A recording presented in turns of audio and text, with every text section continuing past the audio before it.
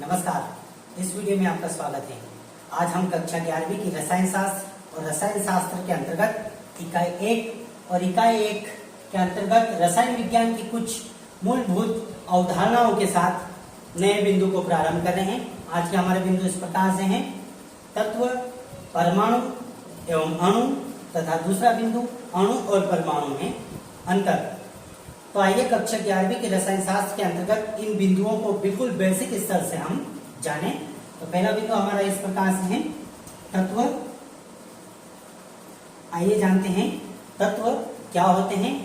तो शुद्ध पदार्थ का वह रूप जिसमें केवल एक ही प्रकार के परमाणु पाए जाते हैं तत्व कहलाते हैं। अर्थात शुद्ध पदार्थ का वह रूप जो केवल एक ही प्रकार के परमाणु से मिलकर बना होता है तत्व कहलाते हैं। आइए उदाहरणों पर चर्चा करें, जैसे लोहा, तांबा। आणविक अवस्था में बात करें तो जैसे नाइट्रोजन, ऑक्सीजन इत्यादि। जैसे यहाँ पर हमने उदाहरण लिया नाइट्रोजन का अणु, तो नाइट्रोजन के 2 परमाणु से मिलकर अणु बना है, तो एक ही प्रकार के परमाणु से मिलकर बना शुद्ध पदार्थ तत्व कहलाता है। तो हम जान सकते हैं वह शुद्धतम पदार्थ जो केवल एक ही प्रकार के परमाणु से मिलकर बना होता है तत्व कहलाता है। दूसरा बिंदु हमारा इस प्रकार से परमाणु। आइए जानते हैं परमाणु क्या होता है। तो किसी तत्व का वह छोटे से छोटा कण जो रासायनिक अभिक्रिया में भाग लेता है किंतु उसकी स्वतंत्र अवस्था संभव नहीं होती है परमाणु कहलाता है।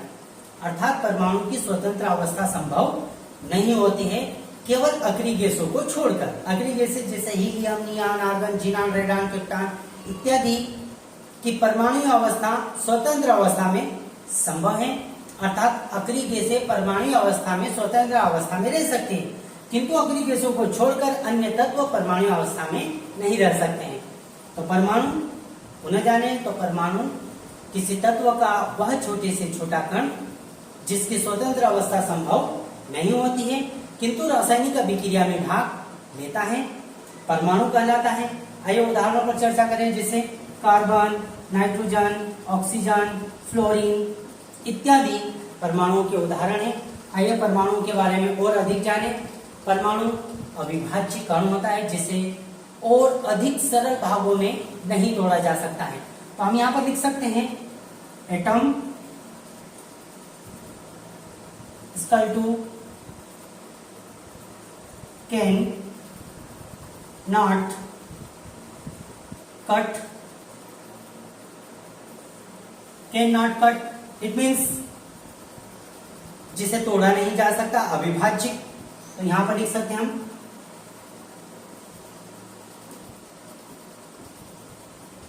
अविभाज्य कण, अर्थात परमाणु को तोड़ा नहीं जा सकता है।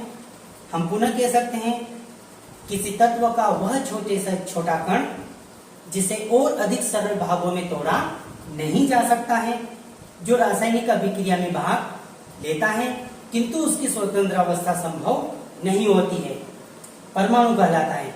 आइए अब हम अणु पर चर्चा करते हैं। अगला बिंदु हमारा अणु। तो किसी तत्व या यौगिक का वह छोटे से छोटा कण जिसकी स्वतंत्र अवस्था संभव है किंतु रासायनिक अभिक्रिया में भाग नहीं लेता है। अर्थात अणु रासायनिक अभिक्रिया में भाग नहीं लेता है किंतु स्वतंत्र अवस्था में रह सकता है, अणु कहलाता है। आइए हम उदाहरणों पर चर्चा करें, जैसे H2O, O2, N2, जैसे CuSO4, कॉपर सल्फेट इत्यादि बहुत सारे हम अणुओं के उदाहरण दे सकते हैं। तो जैसे H2O, O2, N2, CuSO4, copper sulphate इत्यादि। तो अणु रासायनिक अभिक्रिया में भाग नहीं लेता है क्योंकि अणु रासायनिक अभिक्रिया के दौरान परमाणु में विभक्त हो जाता है, अतः रासायनिक अभिक्रिया में भाग नहीं लेता किंतु स्वतंत्र अवस्था में रह सकता है, अणु कहलाता है। उदाहरण स्वरूप H2O, O2, N2, CuSO4 इत्यादि। तो हमने तत्व क्या होते हैं, परमाणु क्या होता है, अणु क्या होता है, इसके बारे में जाना। अब हम परमाणु एवं अणुओं के बीच अंतर जानेंगे। पहला गुण हमारा स्वतंत्र अवस्था, पहला स्वतंत्र अवस्था,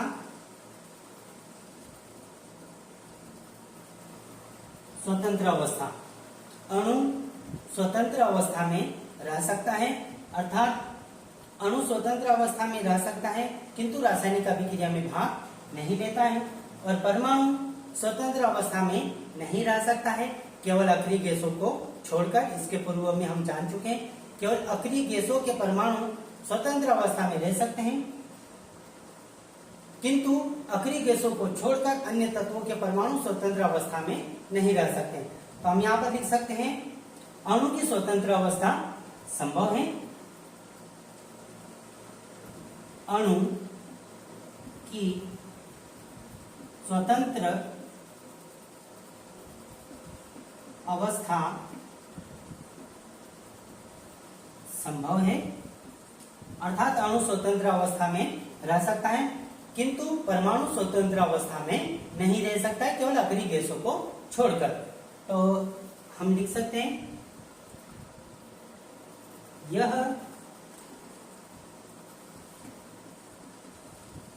स्वतंत्र अवस्था में संभव नहीं है, अर्थात परमाणु स्वतंत्र अवस्था में नहीं रह सकते।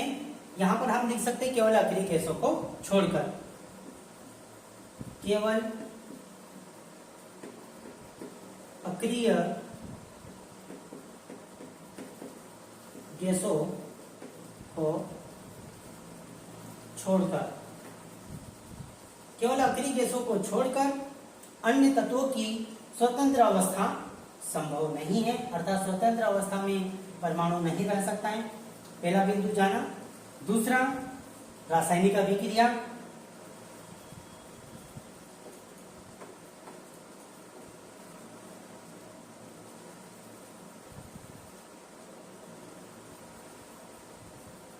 रासायनिक अभिक्रिया, तो अणु रासायनिक अभिक्रिया में भाग नहीं लेता है।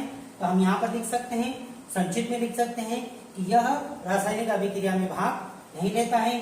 अणु रासायनिक अभिक्रिया के दौरान छोटे छोटे परमाणुओं में विभक्त हो जाता है, अतः अणु रासायनिक अभिक्रिया में न भाग लेकर परमाणु भाग लेता है। तो हम यहाँ पर लिख सकते हैं यह रासायनिक अभिक्रिया में भाग नहीं लेता है। यह रासायनिक क्रिया में भाग नहीं लेता है, अर्थात अणु रासायनिक अभिक्रिया में भाग नहीं लेता है। यहां पर लिख सकते हैं यह अर्थात परमाणु रासायनिक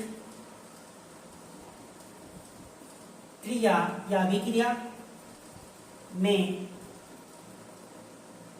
भाग लेता है।